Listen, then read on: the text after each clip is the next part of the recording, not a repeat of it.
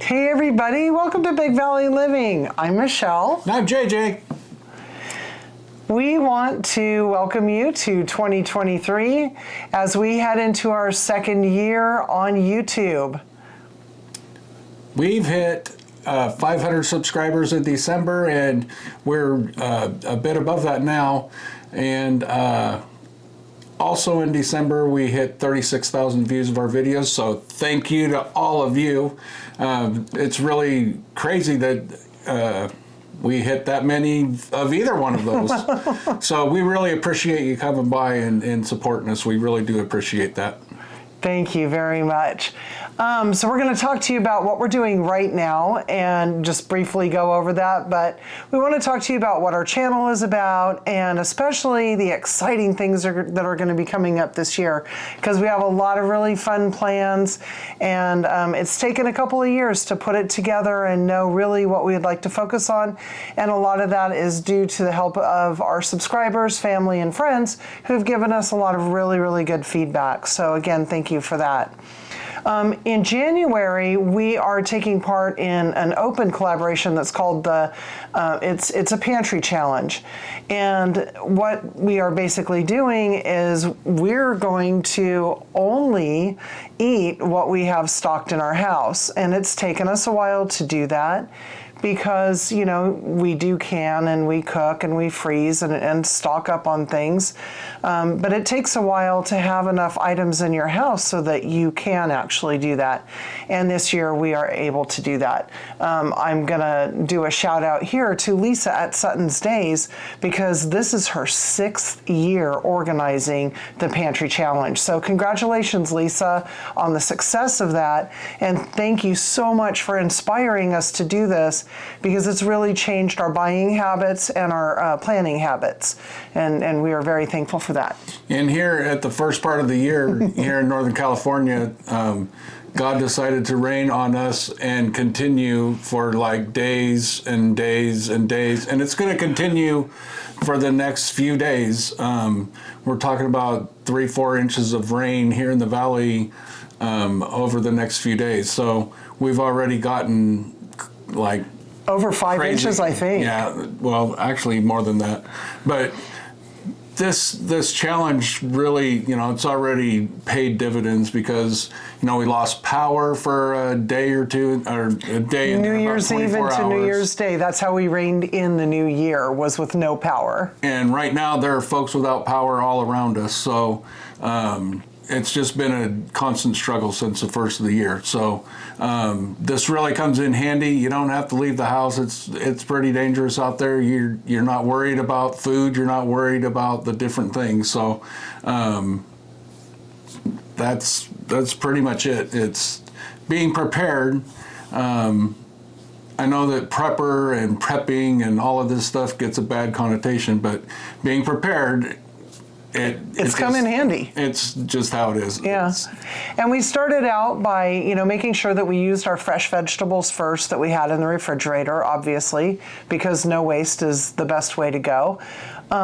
We have a travel trailer that we take on vacations, and that came in handy on New Year's Eve because the roads were treacherous. There were trees down, power lines down, creeks and rivers were flooding around here, highways were flooding. So we don't have gas cooking in our house, so I was able to cook in the trailer, so that was handy. And then we also have a generator, so as it became very apparent that the freezer and the refrigerators didn't have power, JJ got our generator out, and I'll let you talk about that. So we have 2 refrigerators, a freezer, and, you know, those will last for a little bit, but they won't last for, you know, much over 12 hours or so without being cooled down. So so having the generator was a big deal. I was able to power all of them. I was kind of worried because I haven't started the generator in like a year, and on the 8th pull it fired right up. So we have a Win 2000 watt generator. I'll put a link to that to our Amazon link down there, because we just became an affiliate of theirs. So I'll put a link to that down below. It's the best generator I've ever seen. It starts, I will full disclosure here, I always make sure that I put Sta-Bil into the fuel so that it keeps that fuel stable. So that maybe I used to have problems with with gas operated anything. Oh yeah, lawnmowers and everything. I started using that, and I actually got rid of all the gas stuff except for my generator before I started doing this. And I thought, well, I'm going to try this. It was really great. But I'll leave a link down below.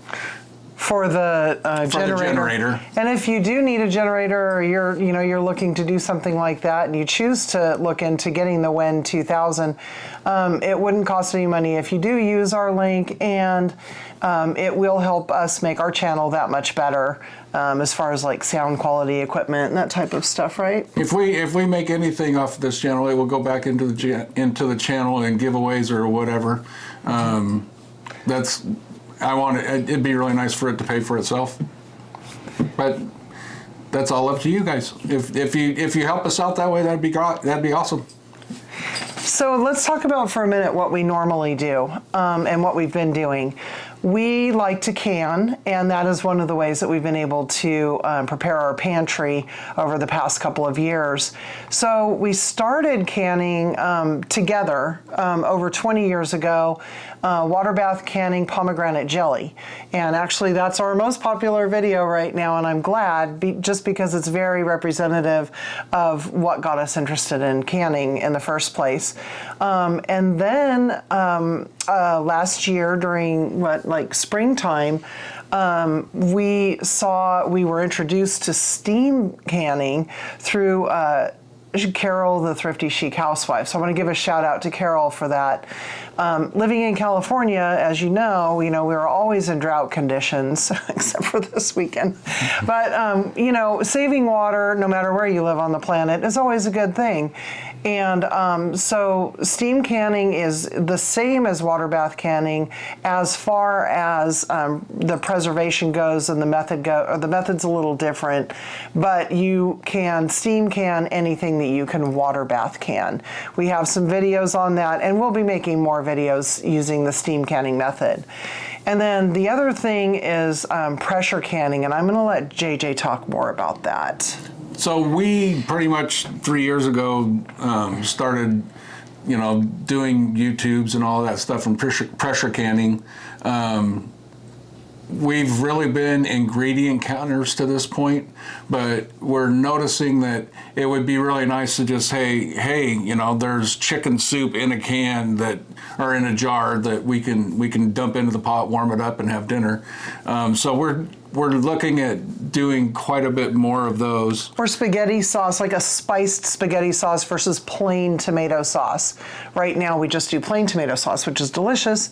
But if we have something ready, like you'd buy at the store, to pour over pasta or over some vegetables that we don't even have to spice, it's just ready to rock and roll, we're looking to do a little bit more of that. Yeah, there's a place for both. So we'll still do tomato sauce, but we're also going to want to have a little bit of the already, ready to eat. Yeah. And I canned for a long time with my mom when I was a kid and into my teenage years and stuff, before I moved out and got married and all of that stuff. So really, a lot of the canning is inspired by my mom. So shout out to Janine. She was pretty awesome. Sorry. Go ahead. Okay. And then, so 3 years ago, when we really started watching YouTube and we really wanted to start, looking into canning ourselves, we were inspired by several channels. And again, we really want to thank these folks because we have learned so much from all of you. Carol, the Thrifty Chic Housewife, we did mention you already. Lisa at Sutton's Days, oh my gosh, I can't tell you how much we have learned from her channel. We're going to link the channels that we're talking about here below, because without them, I don't think that we would be where we are today, as far as not only on our channel, but just in our life, and being able to have control over what ingredients are in our food, and also canning properly, because safe canning is the only way to go. Moving on. Oh, sorry. And just so you know, safe canning doesn't mean that it can only be a tested recipe thing. It has to be able to live up to the USDA standards to be safe. That's all. We can move on now. Okay. I just want to put that out there. Okay, so another inspiration for us, Jenny's Scratch Made Kitchen. That's Jenny Goff. And she is a rock and roller. She is so cool. We were both very afraid to can meat. And I don't know, 5 months ago or so, she made this chicken recipe, and it's like a chicken taco meat.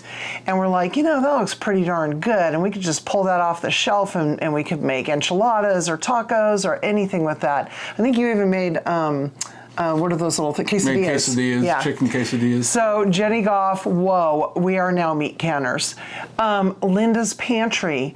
Linda has been canning, I think, for a long, long time, and you can tell when you watch her because she's a natural, and we love her recipes. She makes all kinds of fun stuff, and we've made several of her recipes as well. And then, of course, Kevin and Sarah at Living Traditions, they're awesome. Yeah. And I'll throw one more in here, the Needy Homesteader. We watched Heather can an awful lot of stuff as well. Yeah.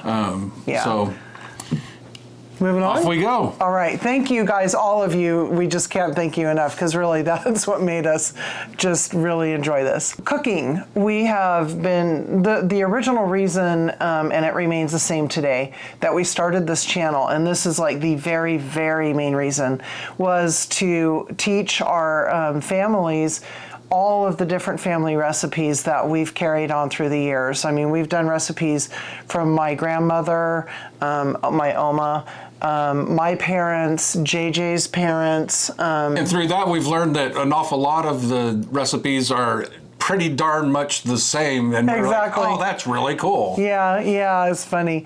Yes, our families never knew each other, and yet a lot of the recipes are exactly the same. And that could just be because we're all from the United States, and these are just American type recipes, really. We're not culinary experts. We're not chefs. We're not anything. We just cook good food, in my opinion. Like to eat. And, you don't get this without that. And, It's really to teach others how to save money, be creative in the kitchen, and you can make any dish your own, and to gain confidence in grilling and being in the kitchen. Because, you don't have to go out and eat every day. You can make the awesome meals at home. Yeah. And you can eat a lot better food for a lot less money. That's right. And it's actually fun to cook with the children in your life. It's fun to just gather. Whenever people come here for holidays, they walk in the front door. The kitchen is actually one of the first rooms you enter in our house. And it's hard to get people out of the kitchen and out of the dining room because that's where we all gather. So we like to share that. And so that's a big deal. And then this past year, we joined some collaborations and made some new online friends.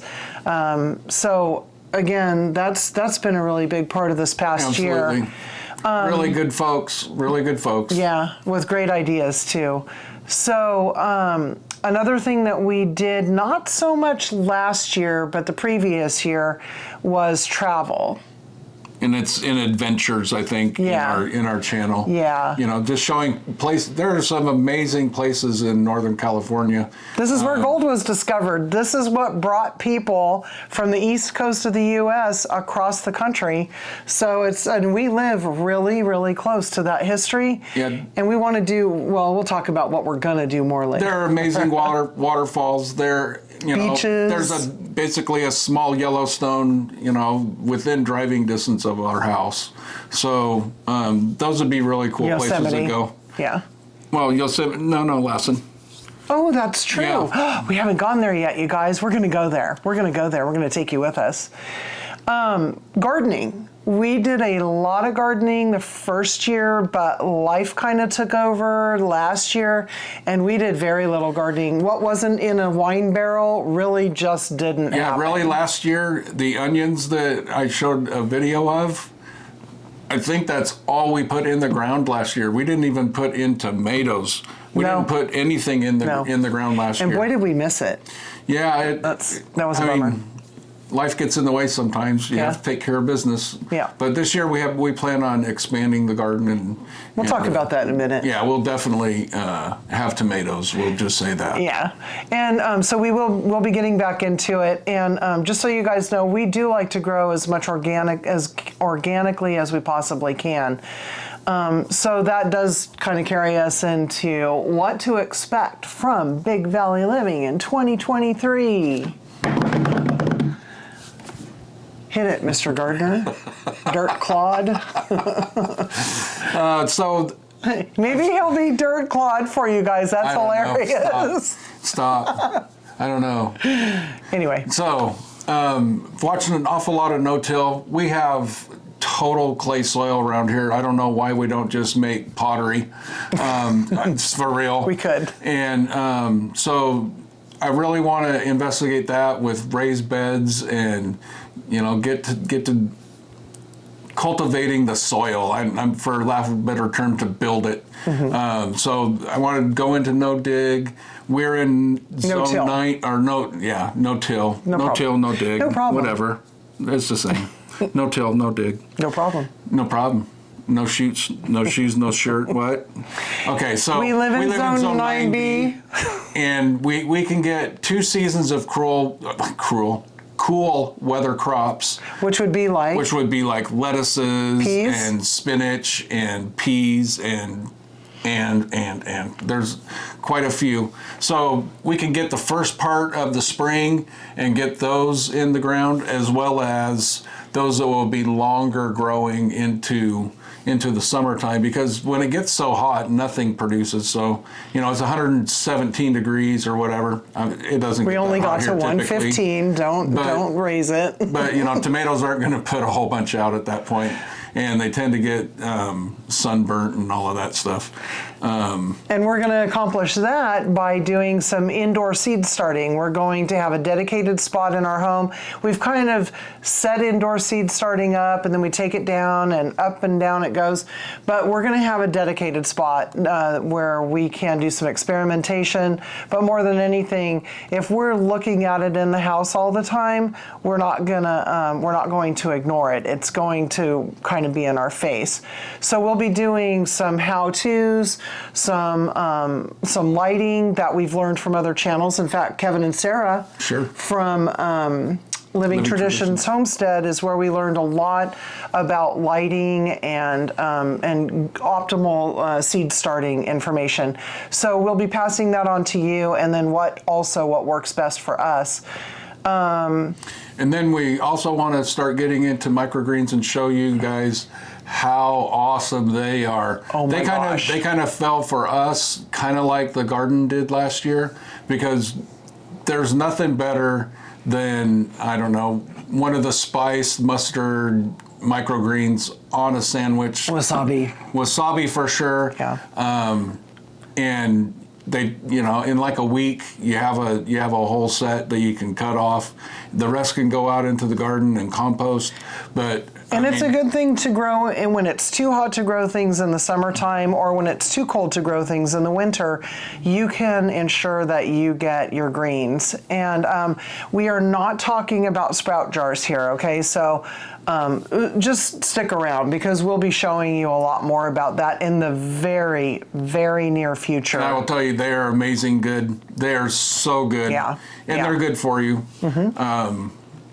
And then, as I discussed earlier about moving with raised beds and getting all of that under control. Mm-hmm. And the older we get, the more we don't like to get down on our knees in the garden, because it takes forever to get back up. The 6'7" doesn't like to go down to 1 foot. It just doesn't. So we do have some in-ground beds. They're slightly raised, but we're talking about things that are just even easier. And if you have mobility issues, our hope is that it will also show you that you can garden without worrying too much about getting stuck outside or something. So that's going to be a lot of fun. And then something that we talked about, and we've talked about for years, and we haven't done it. We think we have a place in the yard that's going to be set aside for composting. Yes. So that we can have our own compost and not go buying all of this compost. Probably still have